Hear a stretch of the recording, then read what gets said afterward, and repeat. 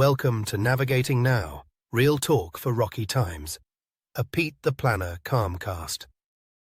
Hello, everyone. It is Thursday, 2 p.m. Eastern on, what is today? Hey, turns out it's June 5th. Welcome to the party. I'm Peter Dunn, Pete the Planner, CEO of your Moneyline, every Tuesday and Thursday for the last several weeks. And for one more week, I will spend 10 minutes with you. That's not a threat, by the way.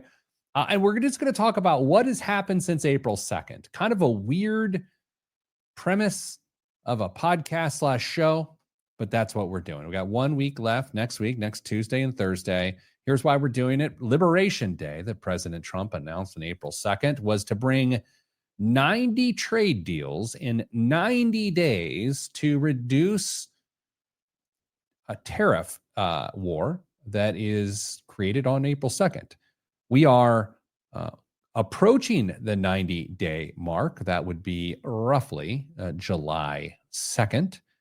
And we've got parts of one of those 90 trade deals done. There are no other trade deals done. There are 89 that are not done. There's one that's kind of done, and that is with the UK.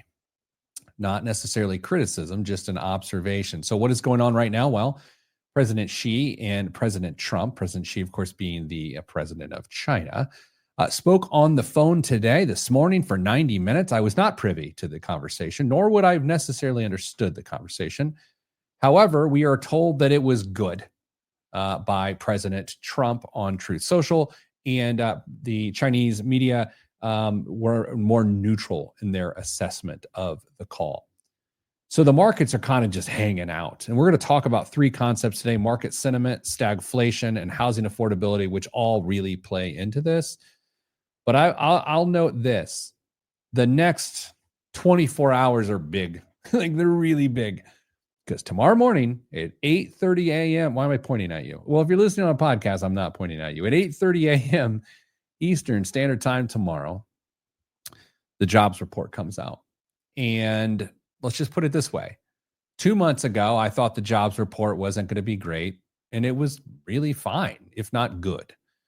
The next month, I thought, I don't think it's going to be good, and it was great. This time, I'm actually fully convinced it's going to be awful. So this isn't about me being right or wrong. This is about we're about to see whether or not a recession is on the horizon. That's very dramatic, but I actually believe it too. Let's talk about, how about a pivot? Let's talk about market sentiment. Market sentiment is the market concept of the day. And the best way to think about market sentiment, which is a phrase you hear a lot if you watch financial news or listen to financial news or read financial news, it's just mood. That's it. It's just mood. It is the market in a good mood? Is the market in a bad mood? Is the market in a confusing mood? Right now, the market is in a weird wait and see mood. They don't know whether, and it's sort of a living organism. It does not know whether to panic. It does not know whether to ignore the tariffs and move forward. And it's tried both of those approaches since April 2nd. It started with panic, and then it's like, we'll be fine. But there wasn't a lot of evidence of why it should be fine other than the last 2 months' jobs reports. I'll tell you this, the more companies that come out and say, we are pausing guidance, which means we're not going to give you forecasts of how our stock is going to do this year, the more companies that do that, the more I believe that the market will turn its nose down. This does not mean you should act, by the way, as an investor. When the market doesn't know what to do, you shouldn't likely do anything. You should probably stick with your strategy that got you there. Okay, so this isn't the time to start doing weird stuff. Don't make it worse. But I'll tell you, Brown-Forman, which is the parent company of iconic things within my pantry, such as Jack Daniels and Woodford Reserve. It is a spirits maker. It just had terrible earnings, and the stock is diving today. Now, that's an interesting one to bring up on this here podcast, but here's why I do it. There's something about the liquor business and things like the liquor business that the old saying is it's good in any economy because when the economy is bad, people are going to buy liquor to imbibe and think about how bad things are. And when the market and the economy is great, people are going to buy liquor and celebrate. So it's commiserate or celebrate. And that's why those sorts of stocks typically do really well. However, when you're talking about exporting spirits to other countries and then tariffs are a part of that, that whole idea goes out the window. So market sentiment right now is cloudy. I will tell you, I don't love making predictions, says a guy who always makes predictions. But if the jobs report tomorrow is as bad as I think it's going to be, then I think you're going to start finding our way towards our next topic, which is stagflation. It is quite clear that the economy is stagnant, right? There's growth, there's contraction. Contraction is when you have negative GDP growth, which we've talked about on this show, which is technically called a recession if it happens in 2 consecutive quarters or more.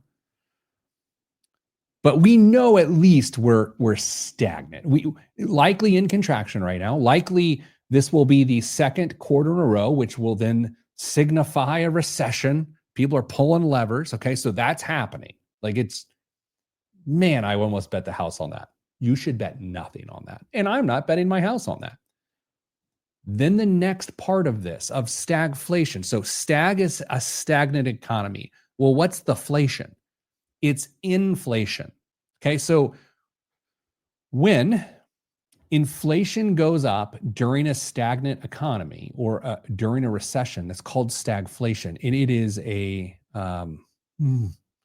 not a good thing.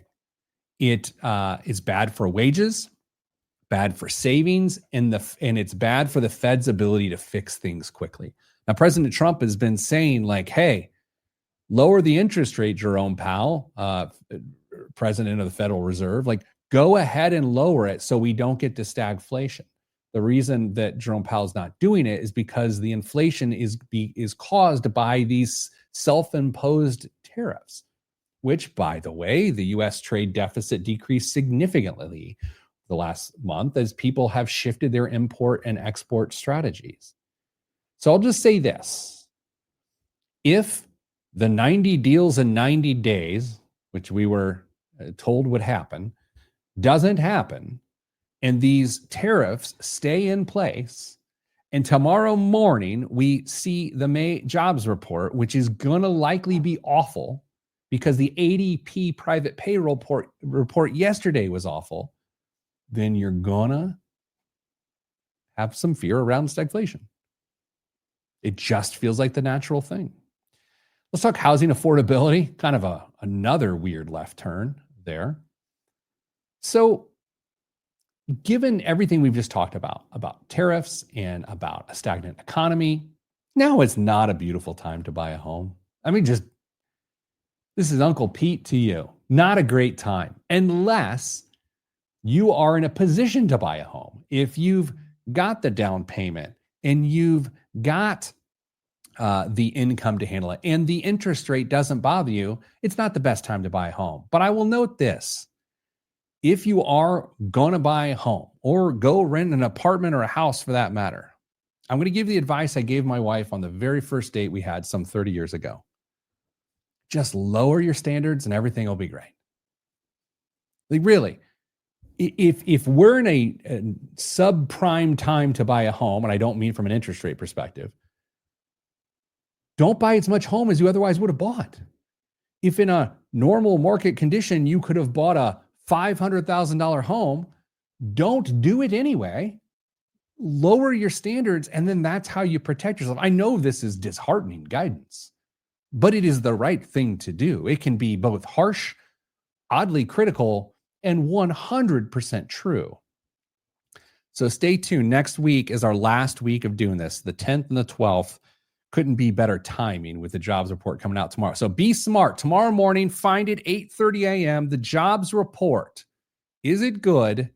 Is it bad? How wrong am I? That's next at the jobs report. Thanks for listening to the CalmCast. I'm Peter Dunn. Have a great day.